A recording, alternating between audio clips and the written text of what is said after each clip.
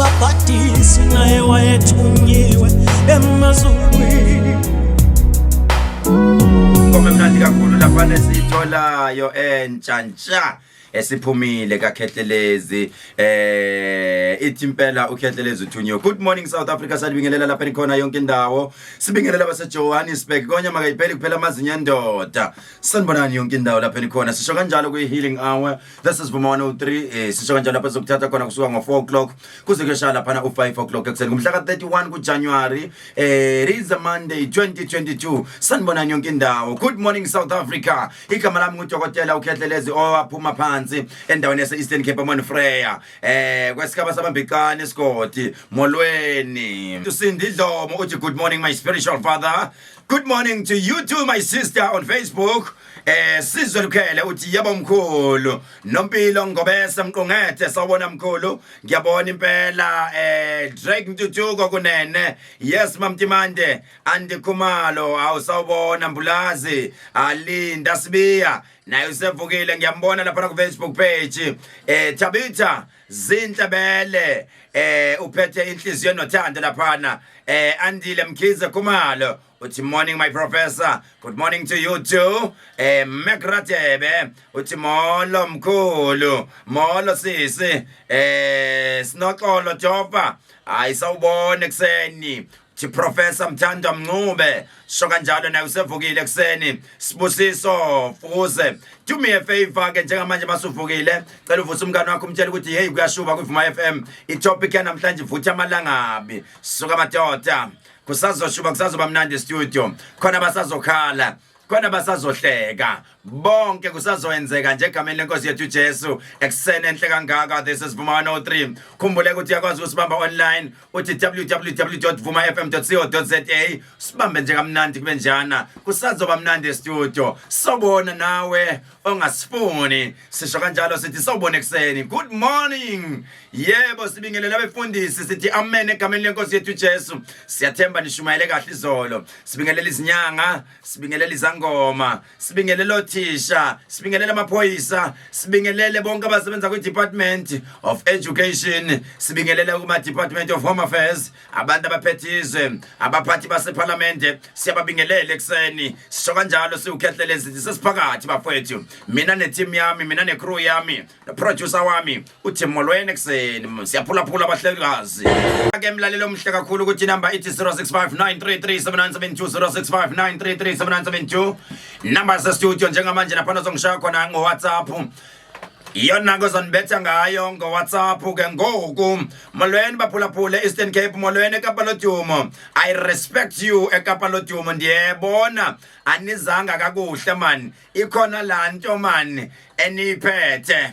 Ikhona lanto ekuni. Uzakhumbula ukuthi as from Friday next week ndizawube ndisebenzela pha eKapa lapho nizabe ndithi mina wathi umoya lithizwi molweni. I can see your smile, I can feel the smile apho uhleli khona.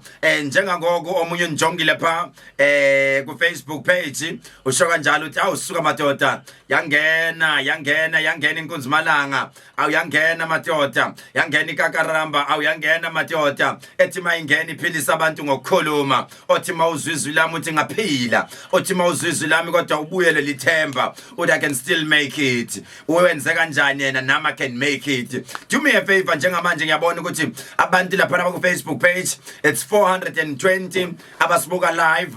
Do me a favor ungangibuke kuphela kodwa gijimile ku WhatsApp manje. Gijimile ku WhatsApp manje 065 933 7172 065 933 7172. Yabona ke njengamanje inyembezo ikhalile seyincane kunenjabulo sazobhekana nayo. Bamba lapha sengena inyembezo ikhalile seyincane kunenjabulo sazobhekana nayo. There is something big ezayo. Lalela before ngithandaze into kufanele uyenze njengamanje. Vumela mina ngithandaze nawe. Ungamvumela uSathani athi ungayisend voice note. Njengamanje inkinga yakho yayazi. Uthi mangizoqala ukuthandaza uchaza bese uthi Khehlelezi hlala emthandazweni indoda bika njengamanje izitha zami wena kufanele uvume ngomlomo wakho ukuthi izono zakho yithethelele 0659337972 ngiyazi kuSathane unamaqhinga uSathane uyayethi kodwa qoba mayiqala athi no man athi uSathane ungasendi ungayivumeli leyo wena uthi mina I'm one of the VVIPs mina ngiyagibela manje mina ngize enkonzweni kumina it is a prayer oh njalo ngo4 o'clock into engiyithanda kakhulu umthandazo lalela ke isona sikhathi esibalekile lesi ukuthi ngithandaza kanye nawe enambeni ethi 0659337972 bekufuneka omama bazonyukela entabeni bekufuneka obaba bazonyukela entabeni bekufuneka obhuti abanganayo pride njengamanje sifuna umuntu onganayo pride othi mayihlele ekhaya athi mina lo mthandazo uyangithinta ufela yalona mama khayenge ke lerata ka lerato le legologolo go seng ga jeno ke re ka wena mole o di unsendenge ke re senda voice note ko number ela ere 0659337172 ke re ka wena ke a o rata gagolo a o se ke a o rata ntate wa ka ebile ke a o hlonmpha ebile ha ke shebile no ebile ha ke bua no ke re una le ntshwetla o se ka go bilobelong go gao ke azama yes kusala uzwile talk to me my sister talk to me my brother talk to me gogo talk to me baba ungasabi ngiyakunika iplatform ngiyacela ngiyancenga ngithi nikelani ngemzimba yini bemnikele phelele ngiyanicela ngiyalikopa nguzovezobala ngelinye ilanga lo muntu ohlala ekuthuka ngelinye ilanga yophumelo bala lusho nje ukuthi mina mkhulu ngisendaweni kanjena right now sifuna ukuzwa ukuthi mawusilalele sihamba size siyofika phi kodwa niyazini nikhokho kapa lodumo ayiningimangazile ningethusile kapa ayikhona man ningethusile ayingayishiyi iJoburg kodwa yabona iJoburg izokumangaza mhla ka19 sonke siyaphuma siyadilika kanti bakhona abase Cape Town abathi mkhulu sizobe siphakathi ngisho eJoburg lapho siyoba supporter abantwana base Johannesburg sizongena ngegiye liphezulu sithi impela ziyodilika indaba sithi kuyovala imigwaqo phakathi eGoli nesithelo sika Jehova baseZion bathi ayikhona sizoba supporter eGoli bayadilika sizobe sigalelekile siphakathi siyongena ngevosho inamba ke ka WhatsApp ngiyathandaza manje it is 065 933 7172 065 933 7172 ngiyacela njengamanje ngiyakuncenga leso sono hleli phezukwaso lento yenza izolo ungayitshela ukuthi asikubonanga sikubone kahle nje the only one who can forgive you ubaba uNkulunkulu ungayitsheli ngoba uyenze usifihlele thina uthi asibonanga ngeshwa nangebhadi umoya engcwele nginawo ngikwazi ukukubona ngikwazi ukukuzwa ukhuluma ngami lethi iBhayibheli ngakwazi usase sisini sikama wakho yeyi wena mina ngikwazi ukukuzwa ukhuluma ngami ungihleba ungikhuluma kahle ungilwela kanti futhi noma ungikhuluma kabi ngikwazi ukukuzwa I'm good at that zokhumbula ukuthi izolo bekushubile lapha enkonzweni kaFire isixolele nje namhlanje kuyothi kushaya u7 o'clock iyobe siphakathi ku YouTube by 7 o'clock the latest ku YouTube yobe siphakathi siyacela ke bafowethu kunabantu abangaka subscribe ku YouTube sicela usubscribe lapha ku YouTube ukuze sibone ukuthi uyi part of the family siyabonga kakhulu uNkulunkulu azanibusise silinde wena ongakasendi voice note ukuthi siyakuncenga ukuthi ngena alright siyemthandazweni njengamanje sibheke khona emthandazweni njengamanje siyemthandazweni namhlanje uma siyemthandazweni engizokusho nje namhlanje sithe masibheke incwadi yethu izolo lithi iBhayibheli bomama thandeni obaba benu emakhaya thandani abakhwenyane nani bobaba thandani omkenu nibathande nibaguqele nibahloniphe nisubmit kubona Nkosi yami uma uthanda umuntu umthanda nangenhlonipho ayikho into baba ithanda njengokuhlonishwa njengokwaziswa ukuthi ubani azizwe ubaba ekhaya ngizosho kanjalo namhlanje ubaba akayifuni inkantolo ubaba akafuni ukuthi mayikhuluma bese uqophisana naye ngamagama kunabantu abaphelele imishado hayi ngoba baphelele ngeichitho inkinga sesakholela kakhulu eichithweni isichitho esikhulu umlomo wakho ngiphinde futhi ngisho lento wena uyichithele wena wakho umshado ubaba uthe mayikuthatha wayitshela ukuthi uthatha ingilozi ezovusa umuze ebengayitshela ukuthi uthatha uChuck Norris uzomfaka ekhaya inkinga ekhaya sekunoChuck Norris uma sesingobaba sesibabile ekhaya ukhona ozohlehla indoda ayifuna umfazi okhuluma kakhulu namhlanje ngizokhulumela amadoda uthanda nalo inkinga luphelile ngamagama wakhulume kuyena kunamagama othi mawuwakhipha kube nzima ukuthi adlule kuyena enhlizweni azizwe phelelwa nayimizwe emzimbeni mayikubuka ungabona indoda isinjalo kufuna umama wehle ayi wehle manje bekudingeka umama ozowehla athi baba ngonile baba ngiyisoni phambi kobuso bakho bengeke yini unginike ithuba lesibili ebese ngiyibona ukuthi ngubani ngithe mangifike ekhaya ngathi ngizokwakha lo muzi bengingazili ukuzowubhidlisa yazi ngona ngokubuka ngona ngokukhuluma namhlanje baba ngithi ngiyaxolisa bekudingeka omama bazosho kanjalo umama ozowehla ehlisa pride noma umphathi emsebenzini wakho kodwa endlini yakho uyena umphathi uyilabor anengezwe manje bekudingeka umama ozothi noma umphathi kodwa mayifika endlini ehle athi impela noma ngiyiphoyisa emndlini kodwa isibhamu ngisibeka phansi siwakhulekise ngisho amaphoyisa sikhulekise ngisho amaphoyisa abasebenza ngezikhali emsebenzini kodwa mathi mabefika ekhaya bangakhohlwa ukuthi kufanele bayibeke phansi indoda ayiphakanyisela umoya indoda ayikhonjwa ngomunwe indoda iyathotshela igeza inyawo nani madoda athandani omakoti benu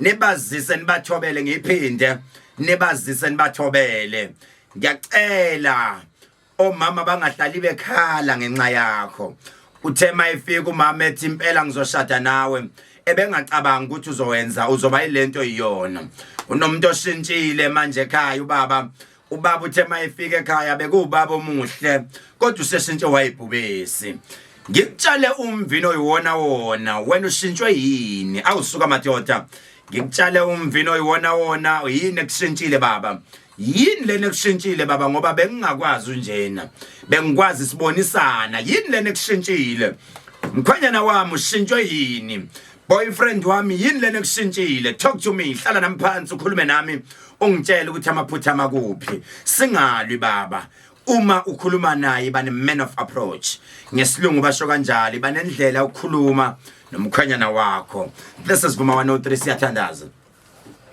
babizwi lakho linamandla babizwi lakho liyaphila emagameni amathathu elikayisene lendodana namhlanje siyakhuleka Nkosi sikhulekela ithunywa sikhulekela Nkosi ogogo nomama nobaba abashiye emhlabeni nezingane ezincane namhlanje sicela izinhlanhla kubakithi abangasekho emhlabeni uNkulunkulu abawona amadimoni kodwa bayithunywa ezisigadile ngaso sonke isikhathi baba sona ngokubuka sona ngokubamba sona ngokucabanga Nkosi yamakhosi kunesikhathi lapho esikhuluma izinto ongafanele sizikhulume ngenxa yenhliziyo yokuthukuthela uNkulunkulu waphakade siyancenga namhlanje umthandazo wethu ubheke kubo bonke abantu abangasebenzi ubheke kubo bonke abantu abayenkantolo namhlanje siyathandaza Nkosi ekseni sikhulumekelela ngonongizwe Nkosi lapha khona eyovela Nkosi enkantolo yaseRandburg hamba naye Nkosi hamba naye Jehova Kade Nkosi umbheke Nkosi ingilozi zakho ihambe phambili khumbula ukuhla kwenzile kwenzela isizwe Nkosi sabantu bakho egameni lamandla egameni lokuphila khulekela lo mntwana Nkosi njengamanje ophakamisa isandla lo mntwana njengamanje uhlonipha umthandazo akahloniphi mina kodwa uhlonipha amandla akho Nkosi asezulwini egameni lomusa Nkosi sikhulekela lo mntwana ogulayo odokotela abashilo bathi ngeke aphinda sinde kodwa namhlanje wena uyasenza isimangaliso wasenza kuMoses owashaya ulwandle lavuleka Nkosi wavula indlela namhlanje ungasenza lesisimangaliso kulo mntwana olele esibhedlela, kulo mntwana odabukile enhlizweni yakho othi kuphelile ngaye. It is not over up until God says it's over. Namhlanje siyathandaza Jehova, simemeza amandla akho, izwi lakho lihlaba liyahlukanisa, izwi lakho Nkosi lashintsha Nkosi yomsa abantu bonke Nkosi ababaziwe eBhayibhelini njengababulali kodwa labashintsha Nkosi. Namhlanje ngiyathandaza Nkosi, khuluma kube kanye Nkosi, ushintsha abantwana bakho bangenile idakamizweni, bangenile otshwaleni Nkosi, abanye baholile ngolesihlanu kodwa basenamali, abanye baholile Nkosi izikweleti zibaxakile abantwana bakho abasazi ukuthi kumele benzeni. Egameni laphakade Nkosi sikhulekela abantwana base university, sikhulekela abantwana besikole abase high school, sikhulekela base primary school, sikhulekela base crash Nkosi, bheka inqola zomlilo abantwana behamba ezindleleni bonke abanama reckless army Nkosi. Namhlanje ngithumela umoya oyingcwele, thumela umoya wamandla Nkosi, bapha amandla bangakhathali endleleni egameni lika Jesu. Bonke abantu abayongena emafamasi wami namhlanje Nkosi egameni lika Jesu Nkosi, simemeza amandla akho Nkosi. Bonke abantu akade besenkonzweni, bonke abantu abayobuka inkonzo Nkosi ku YouTube, kunento abazoyithola, kunamandla amasha abazowathola egameni laphakade Nkosi. Wena uthe hamba ngalawo mandla waphiwe, hambani ngalawo mandla Nkosi egameni lamandla. Siyakhuleka ngegama lika Jesu, amen. Ma voice note awanamhlanje sibheke ama voice note ukuthi bathini abantu ekhaya, asizwe ukuthi bathini abantu. Sanibona la kengena basakazi kuhle nabo lapha esithuka lethu ukuthola la indawo zasengikhasela ngithi nje ngivukile kulesikhathi ngihleli nani kuze kushaye no 5. Ngiyacela ke mkhuluma ngabo usukhuleka ungikhulekise bayithi nami ngithola nje umsebenzi mkhulu, umsebenzi. Ngiyabingelela kubo kusasa, ngiyabingelela mkhulu, khuluma nenzingela ngamshengu bafathini. Ngicela abantu mkhulu masekhuleka akhuleke kanye nami.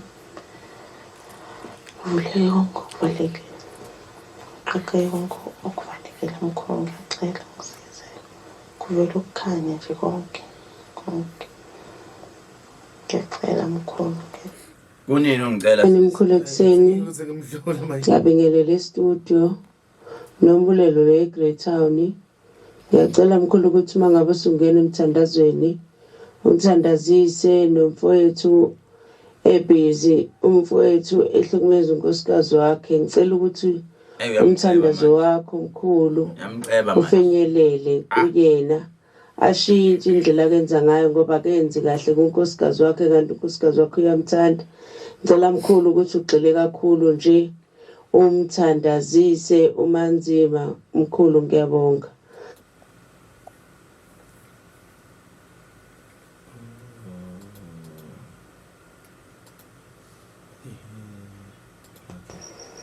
Sawubona mkhulu, sihle ijwaha lokhuluma naye sempumalanga mkhulu.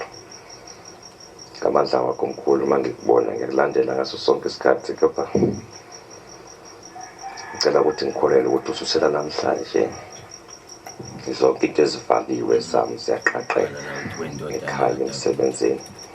Ngisho noma ngiphi, ngisho nezitha ngokubuka nje mkhulu ngokulandela, ngiba nokujabula nokukholela ukuthi konke kuyenzeka njengoba uhleli usho mkhulu ukuba inyembezi eseyikhalile sasencane kona nenyembezi nanenjabulo esisazoyijabula. Ngiyabonga mkhulu. Okay. Alright, ingoma siyabonga kakhulu bhuti. Ake siye kule ngoma njengamanje sikhumbule abantu bakithi nayi le ngoma ke emnandi kakhulu esisonika. Ithola kwi-12 Apostolic Church ingoma yakwi 12 Apostoli esithola khona laphana. Ingoma emnandi kakhulu laphana. Uzokhumbula ke uthi abanye babantu abanomoya noma abanamandla ngendlela esimangaliso all the way from Zimbabwe. Nami ke ngengayingena lenkonzo kakhulu, inkonzo kamoya uma impela kuthiwa ufuna isithunywa esijulile impela emoyeni. Uzokhumbula ukuthi isikhathi esiningi uzabathola laphana endaweni yaseJohannesburg bagqoka imnazarethe emhlophe enokured kancane emide nje abantu abakholwayo futhi abahloniphayo abamaziyo uNkulunkulu abasamesaba uNkulunkulu futhi ngiyabathanda kakhulu ngoba impela isupport banayo kakhulu akabona abantu abaxwayayo bathi wena ngoba unjena unje inkosi yami uNkulunkulu azanibusise nonke incekuza kuyona i12 Apostolic Church uzokhumbula ukuthi 12 Apostolic abantu basepostoli iZion kahle iyona ezizale wonke zonke lezi inkonzo ziphuma kuyona iZion zaseziyaqala. That is why iZion nayo kuzwe kuthiwa maybe 12 Apostolic Church in Zion enye futhi kuthiwa maybe kuthiwa isithelo sika Jehovah Catholic Church in Zion. Zonke lezi zinto ezasezayo ingane zandawonye zonke lezi kufana nakho abantu basekuphakameni noma basebuhleni noma wesithi ushembe nayo kahle into eyodwa nje neZion kuyikuthi sihlukene nje ngokucula sahlukana but imigomo nezinto esizenzayo sicishe sifane nje into eyodwa kube lana nje ekuthenini laba abanye laba abasindisiwe ke singathi ufire bona ke labo ke ilahleka la kwi leadership angithi lapho phela iqiniso kumele selikhuluma ilahleka la kwi leadership laba abanye sebeyibona sebenuka kangcono abanye bayibone hey ngoba uthola ukuthi abanye abafundisi uthola ukuthi akakhulumisi nje mawungena nje avela kubuke phansi akusephezulu vele ngisho ke inhliziyo ngithi nkosi yami ungathola ukuthi uchoma kanjeni ibank balance akana imali nkosi yami ave ngamfuna umuntu oyiphakamisayo iphatha uyithwalayo ngoba phela hey oyiphakamisayo uyokwehlisa uyokuthotshiswa sonke bafowethu sinuka into eyodwa roll on eyodwa sonke roll on sifaka la emakhwapheni so kufanele ukuthi uphakame yehla zakhe emthini sibusiso sakho siphansi akufanele ngoba usugibela imoto engcono usuyibona wena uthi mawushumayela singisi and then abanye usuyibona ukuthi ungabakhulumisi no it's not right akukho kaze nje kwamukeleka uma umuntu iba nothando lokho kushumayela kubantu khombise kubantu ukuthi no mina mase ngishumayela nginjena namhlanje ke isikhathi sethu is 20 minutes before 5 o'clock. Into esikhuluma ngayo bantu bakithi sikhuluma ngendaba yabantu abadayisa ngomzimba. Namhlanje sikhuluma ngokudayiswa komzimba. Kunabantu ngesingisa ngazi noma kuthiwa ama prostitutes ngama prostitutes ngangiqala ngangitshela ukuthi kuthiwa ama prosecutor hey nkosi yami kanti singisi wangikhweba omunye wangibizela esayidini wathi uzohlekwa abantu I prosecutor umshushisi prostitute uyena ke umdayisi womzimba. Right namhlanje sikhuluma ngabantu abadayisa umzimba. Phecelezi ngesizulu ngeke ngilibeke lelo gama ngoba bazofila offended noma bazofila small. Kodwa ke ngesizulu phecelezi kuthiwa yini abaqwayizi. Angazi noma isizulu si right yini but ngicabanga ukuthi isona leso sizulu. Sikhuluma ke ngabaqwayizi, sikhuluma ngama prostitute. Ngike ngathi mangithi ngiyakhuluma la ngathi ku producer wami ngisho yini ukuthi ama slay queen wathi hayi uzoyibeka bazozwa ngenye indlela but iqiniso lelapho because asazi ngelinye ilanga maybe we need to go to an extra mile lapho sizobheka khona ukuthi kahle yini slay queen uma sikhuluma ngeslay queen sikhuluma ngani slay queen nomdayisi womzimba kuyona into eyodwa yini but it's similar because they also do cishe department eyodwa kuyikuthi slay queen is more advanced slay queen impela is more advanced but ke cishe department eyodwa right yini I prostitute umuntu osekhaya njengamanje yini umuntu odayisa umzimba yini umuntu odayisa umzimba umuntu odayisa ngomzimba umuntu othi makalala nawe expecte imali noma niqale navumelana ngesamba thizeni semali loyo muntu ubizwa ngokuthi uyi prostitute umuntu othi mawuzolala naye athasithandani futhi asibona abangani futhi asenzelani favor kuphela senza lento esenzayo athi omunye makabuza athi ngakwazi yini ukulala nayo ngaphandle kokuqabula ngaphandle kwe romance yes lo muntu usemsebenzini lo muntu sithema senze research sabheka kahle sathola ukuthi usebenzisa isikhathi esiningi kuthiwa lubricant that jelly yokuthi akadingi ukuthi azangene nje afudumale igazi lakhe lihlala lifudumala ngoba ready for action isibhamu sakhe sihlala sibridgiwe ngoba ready for ukuthi sikhale madoda namhlanje ke sithema sibheka kakhulu sabheka ukuthi yini ingqinamba abahlangabezana nazo emgwaqweni noma emahotele noma inangabe ikuphi la sebenzela khona izinto abahlangabezana nazo. Isikhathi esiningi abaningi bakhona bagcina sebegula. Abaningi bakhona bagcina sebephethwe izifo abangazazi ukuthi yini. Esizokubeka sithi ama disadvantage wokwenza lo msebenzi abawenzayo. Uzokhumbula ukuthi bakhona abaphila bephiliswa ikhona lokho. Dayisa Ngomzimba omunye usuke ekhaya mayibuza uma wakhe buza ubaba usebenza apha athi ngisebenza call center. Omunye athi cha mama ngisebenzela this other company ngiya advertiser noma I'm a modeler noma ngenza advertising. Mama uzungathuki mawungibona ngishuthi isithombe sikanjena ku it's part of my job but angidayisi ngomzimba. Omunye uyathumela ekhaya noma bembuza bafuna nokwazi ukuthi usebenza aphi as long eyithumela imali abazi ukuthi umsebenzi awenzayo Nkosi yami naye akazenzi ngenxa yokuswela umsebenzi. Abanye abasayithandi into abayenzayo kodwa bayithola sebeyenza. Lalala ke namhlanje sibheke ngokwe spiritually ngokwedlozi.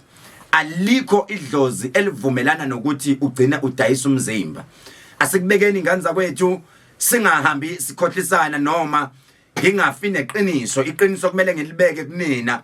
Alikho idlozi lake lamukela umuntu othi usebenza ngokudayisa umzimba. Kodwa ngiyazi ukuthi lokho kwenzayo hayi ngoba ukwenza ukuthanda kodwa ukwenze ngoba uswele. Kanti futhi angusoli ngoba untshontsha imali yomuntu awenze lutho lubi kodwa uthema ngisebenze ngomzimba oyithempeli likaBaba uNkulunkulu. Hey madoda ngiphinde ngisho lento. Uthema usebenza wathi ngisebenza ngomzimba oyithempeli likaBaba uNkulunkulu akekho umuntu engihamba ngomkhomba ngesibhamu. Ngiyazi okwenzayo ukwenza ngoba uswele, ukwenza ngoba ugive uphile empilweni. Kodwa yithi mawukwenza phela kodwa ubuzama ukuthandaza uthi Nkosi akuyona indawo kumele uthi ngabe ngiyona lena. Akuyona indawo idalwa zakithi ayikazi zahambisana nalento engiyenzayo. Kodwa ngiyenza ngoba I'm desperate, angazi ukuthi kufanele ngenze njani. Ake sibheke ububi ke bakho lokho okwenzayo. Sizokhuluma lokho sikusho ukuthi kube iqiniso futhi. Uma udayisa ngomzimba kunezinto ohlangabezana nazo ohlula ngisho ukuyixoxela umuntu. Kuneinsizwa la ngaphandle ezithwele. Lezi insizwa mayithwele zisebenza ngokuthi ngihambe ngilala nanoma ikuphi. Ngihambe emahotela ahlukehlukene ngilala. Lezi insizwa uyakwazi ukuthi mayifika kuwe akushiye nezinto zakhe ebese yahamba. Ngiyabadabukela osisi abaphila ngawo lo msebenzi ngoba ngaso sonke isikhathi lezi insizwa mayifika ziboost izinto zazo ngokuthi ufuna lo muntu impela ogijima kakhulu okufast lane. Themba uthi uyangizwa manje sisekhaya. Kunabantu abadayisa ngemzimba kodwa bazenza ngathi bayathanda kanti bayenza ngendlela ephansi baze babulala imizwa abantu besilisa. Khona umuntu ongizwa khona ongangizwa. Kunomuntu oyisigebengu lo muntu simbiza ngesigebengu. Ngiyasincamela islay queen noma ngiyamncamela umuntu odayisayo oshoyo nje straight ukuthi imali engaka. Kunomuntu ozothi uthandana nengane yomuntu kanti uyazi ukuthi uyiququdha imali. Yena uyazi ukuthi unabantu abawu5 abenza same thing. Ubenza same thing ufika ayithathe ngaphi imali? Ayithathe ngaphi imali? Ayithathe ngaphi imali? Ngiyasincamela islay queen ngoba ukubeka kucaca ukuthi mina ngiyadayisa nje uhlangana hlukana. Maybe ungilalele njengamanje ku YouTube, maybe ungilalele ku Facebook page, maybe wenza lo msebenzi. Lalela ke siswami. Kunabantu ozothi mawuqeda kumele ngiadvise futhi ngoba vele ngoba uyayenza lento kumele sale sesiyimukela nathi belaphi bendiyabuko kube nemithi esithi thina siyikhandile sithi thina mawuqeda kulala naye bangazi badlule ku10 kodwa lo muthi ungawusebenzisanga ngoba kunento esebenza ngabantu abali10 mase beze bahlangana u10 ebesiyaqala lento yaklokha. Ayi jolile manje kunemithi okufanele ungalali nabo baze beqe ngale ka10 ungayisebenzisanga. Sibheke khona manje ukuthi yini le mithi futhi yenzani. Uma sibheka njengamanje sibheka abantu abafike kuwena abawu5. Umtswana, umpedi, umzulu, Ndebele, Iswazi, Mxhosa. Laba bantu banemoya different spiritual different imithi ekhona kubona basebenzisa izinto ezehlukahlukene. Oqala uhambile ofuna into yakhe eNigeria, omunye wahamba ofuna into yakhe eZimbabwe, wahamba ufuna into yakhe eSwazini, wahamba ufuna into yakhe eSouth Africa, wahamba ufuna into yakhe eMalawi.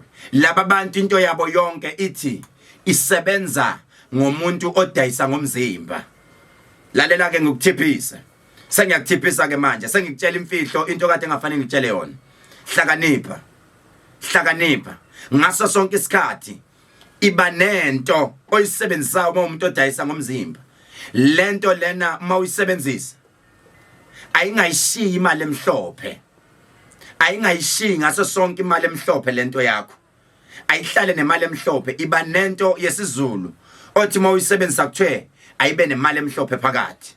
Why ngisho kanjalo? Lo muntu mayizolala nawe inhloso yakhe ukuthi athwebule lento kuwena ebese hamba esebenza ngayo. Wena mawunento ogeza ngaye nemali emhlophe, lento yakhe ayikwazi ukuyithwebula. Kunalokho wena obustekayo othatha amandla akhe. Hayi awungezwa. Zokhumbula ukuthi kunento engathi mina isigezo eyogeza idlozi. Uma idlozi lakho li strong, uma udayisa umzimba, ngisize siswami, ngisize bhuti ngoba sekunanabo bhuti abakwenzayo lokho. Idlozi lakho yenza sure ukuthi uyalihlabela, futhi uhlala ukwenza, futhi mawulihlabela idlozi khuluma iqiniso emsamo. Uthi mina umsebenzi engiphila ngawo ngiphila ngakanje.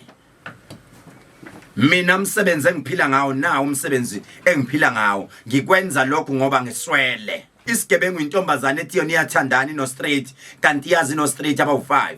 Lo muntu idlozi lizomshaya. Makukuthi wena ubona kukuhle ukudayisa komzimba, awukhulume nami enambeni ethi 086 1010 300. Nalaba abagxekayo, yes siyagxeka kodwa sigxeke sibe ne solution ukuthi sizobaphilisa ngani. 086 1010 300 086 1010 300. Kuhle ngani mawuthi kubi ngani. Yini ingqinamba makukuthi omunye obenza uvumelekile ukuba anonymous uthi yini into engake ngahlangabezana nayo. Kunabake babulawa human trafficking bagcina bebulewe. Nkosiyami. Vuma sawubona. Njani? Siyaphila kahle kunjani? Kodwa mkhulu ngikhuluma noSindezindeni very. Yes but. Ngibona-ke ukudayisa ngomzimba ayibona-ke kukho kuhle kubi kodwa ngisimo sokuthi isiningi yakhokhela into ongaphila ngayo nayo yiyo le ndlela kusekuyiyona yekho ngayo isimo into angayenza. Akukhuluma iqiniso bhuti wakwathenga. Yebo bhuti. Danki. Ngifuna ukuzwa lapho. Uthe mase uthengile wazizwa kanjani? Yena ke mkhulu ngayizwa kona kuyinto ethanda ukuba ukuthi hayi ngabona lento ngiyenzisa into engayenza. Mawufika ekhaya usuthengile yini wayenza? Yikho into engayenza ngakazi ngicabanga ukuthi into kangini ngempela lempilo ngoba konke engizilele nje amanzi empilweni. Akunankinga ke baba hlala emsakazweni ngizokutshela ngizokhuluma ekugcineni nje ukuthi yini ofanele uyenze. Okay mkhulu. Danke. Right, sizoyikhuluma futhi le as time goes on soke siyibeke ukuthi vele asikukhulumeni vele 90% of insizwa ziyaya ziyoncinda. Mangithi ziyaya ziyoncinda ngibeka ngiyahloniphisa. Ziyaya ziyothenga. Hey wena ungazenza ungcele ngisho nabefundisi bayaya nabo bayothenga. Hey madoda ngiyasithanda umuntu odayisayo ngoba labantu basayina icontract. Lapha adayisa khona kune contract abafika bemsayinise yona. Bathi okwalana kuphelela la. Ngeke ukukhiphele ngaphandle ngoba usuku usubulala ibusiness. Ziningi insizwa ke ongathi manje mangikuthatha ngithi ake siphume sithi ithi le ngoma asike sithi shwi sambe siyeThekwini. Hey madoda uyithola ibambulayi nimile nje uthi hey nina la yena la nenzani. Hayi zilindele ukuthi ziyoncinda ngaphakathi.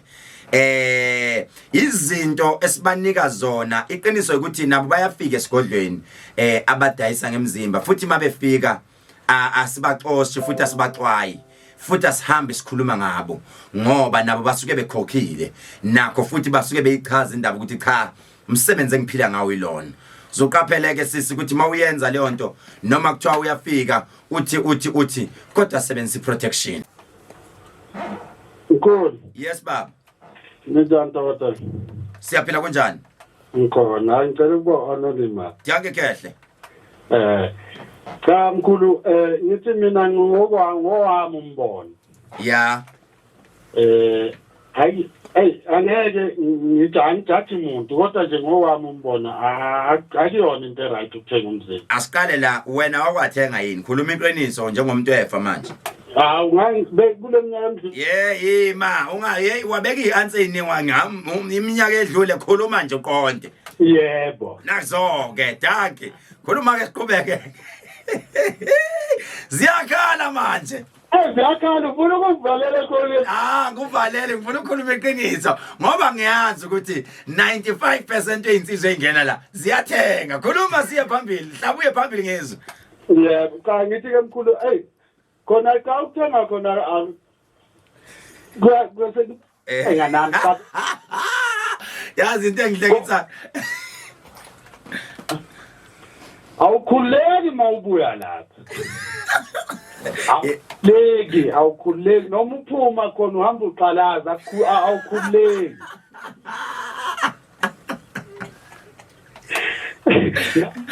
You know, I can imagine. Listen. Lalela wena kakhulu nokubuka lapha ku channel mo. Lalela mfowethu ake ngikutshele nje iqiniso ngukhehlelezi. Ngingaze nginifake restrict neyinsizwa iqiniso lithi mfowethu kunesikhathi lesi esithi thina you guys get naughty. Those are things, similar things zamadoda. Uyayizwa leyo nto. Igame yamadoda leyo okufanele ukuthi mawuyoyidlala ngaphandle uyidlale safe futhi ke mawubuya ungadeleli umama ekhaya ungakhombisi futhi mfowethu igame leyo okufanele ukuthi mawuyidlala futhi ungafaka amazipho. Uyayizwa leyo nto. Kuphela nje nginicebisa ukuthi kunemithi mawuyindoda okufanele ukuthi mawubuya uzazi ukuthi ufike wancinda wasula umlomo ebese ugijima uthathe usheshe nje ugeze ngeminye imithi ngoba lezo zinto mawubuya nazo ekhaya kumama ziyamhlukumeza umama hayi ngoba eyazi kodwa uthola umama mawu ethenza izinto zakhe ziyavaleleka ngoba lo muntu osukulala naye kunemoya eminingi embathe yena ehleli kuyena. Wena njengomuntu wesilisa mawufika ulala naye idlozi lakho mali week uthatha zonke inkinga zakhe uhamba nazo. Mawufika lezi inkinga uyihambisa ekhaya. Mawulala nomama zonke lezi inkinga isala kumama kodwa kunemithi okufanele uqala ufike ugeze ngayo. Mawugeza ngayo bese uyahlambuluka uye kumamakhe. Yeah. Ziyakhala mfowethu. Hayi ziyakhala. Manje ngihlekiswa ukuthi wathi mawuphuma lapha uqalazani manje? Wemkhulu angazi ngizothini noma ngizothi yilo kunjana ibuya khona ni uvalo lokubuya khona nomolwana angaza kodwa nje ayinto iba khona. Danke Khehle siyabonga uyeza. Danke mfowethu. 0861010 0861010 zokhumbula ukuthi amafamasi avuliwe, amafamasi kaKhehlelezi wonke avuliwe. Sinayo endaweni lapha yasePortchefstroom insizwa zonke zaziyo ukuthi sezake zangena zawuncinda zawusula umlomo zafika zawusula nje umlomo zabuya vakashela ichemist. Ungahlukani nalembiza abathi uslay queen ngisho nabo abadayisayo musu ukuhlukana nalembiza abathi uslay queen umuwazi ngoba kufanele uyikline ngaphandle uphinde uyikline ngaphakathi. Izinto ezifana nalezo ke ngizenze zangadura. Into ezifana noskezo, into ezifana no slay queen izinto engizenze zangadura ngoba ngangenzela ukuthi vele mawubuya khona uyindoda kufanele usheshe uyithola into yakho ebese mawubuya bese uyayishaya nje uthi qa ake sizwe ke lapha othi yena mina ngehlela isimanga. Abanye babuye bakhala bathi imali yami intshontshiwe lapha abuye bakhala bathi mina ngalala nomuntu ngamilwa isilonda esingaphindanga saphola ingoba sichaze lento ingoba ulale nomuntu vele osebenza ngezilwane. Uthi umbuzo lana mayibuzo omunye Khehlelezi ukhona yini umuntu othwele ngokuthi alale namadoda? Yebo kunjalo. Khona osisi abathwala ngokulala namadoda. Athi mayifika athi Khehlelezi ngifuna bangilandele bonke. Oke walala nami ngifuna ukuba magnet angaphinda khohle. Yena njalo mayifika la eGoli noma mayifika la eThekwini kumele kudume mina ekhanda. Njalo nje uzokhumbula ukuthi sikhuluma iqiniso asilibeke iqiniso ngoba siyabafundisa abantu. Sine igroup ngokwahlukahlukana kwazo. Uzisebenza ngokuhlukahlukana kwezinto zakhona. That is why ngizokuadvise ama umuntu wesilisa. Lalela ke sengivala ilalela sengivala umuntu wesilisa. Umulala naye lo sisi. Mawumbona uthi angathi unemali angathi uhlakaniphile futhi. Mawuqeda kulala naye ungavumi ukuthi isidoda sakho sisale ngakuyena. Goqa into yakho uthi ngiphuma nayo ngihamba naye. Ngoba iyona into esithatha sikhande ngayo umuthi.